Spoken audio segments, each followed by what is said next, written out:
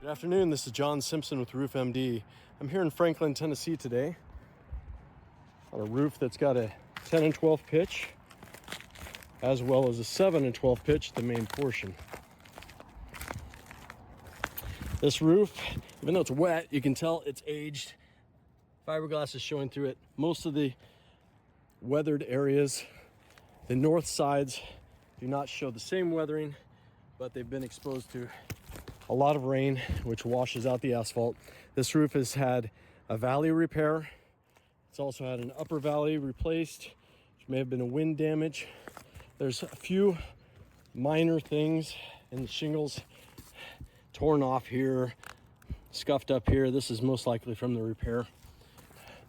The pipe flashing is lifted, and so you could do a little bit of maintenance and roll the dice with this roof.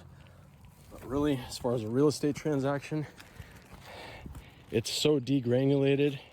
It's at the end of its life. I'm probably better off re-roofing this roof.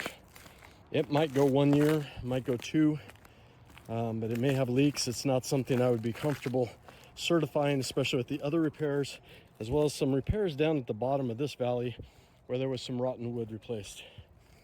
This has been John Simpson with Roof MD.